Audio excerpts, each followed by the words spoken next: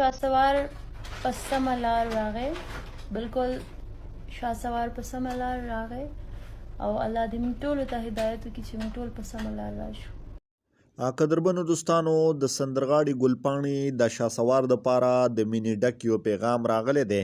تاسو په سټارټینګ کې د خبرې واورېدې، خو داسې نورې څه خبرې کړې دي چې شهسوار د پاره داسې ډېرې ښایسته الفاظونه هم استعمال کړي دي او ډېر ښکلي د مینې ډک اظهار یې ورته هم کړی دی. دا ویډیو ډېره امپورټنټ ویډیو دی، ټولې تر اخره را سره وګورئ. حکم ملګري چې زموږ چینل کې نوي دی نو مهرباني وکړئ چینل در سره لازما سبسکرایب کړئ. دوستانو لکه څنګه تاسو ته پته دی چې په شهسوار باندې ډېر زیات تنقید شروع شوی دی چې څومره هم سلیبریټي دي، څومره هم غټ کسان دي یا په شوبیس کې دي یا شوبیس نه علاوه دي، هغوی ټولو خلکو دپاره عوامو دپاره دا یو پیغام جاری کړی دی چې نور شهسوار پرېږدوئ.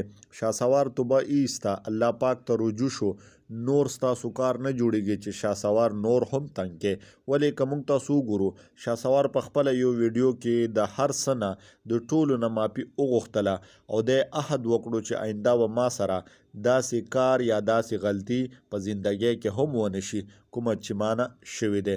نو اوس موږ تاسو ته پکار دی چې شهسوار ماب کو او نورې داسې ویډیوګانې ورپسې نه جوړو په کوم باندې چې هغه ځان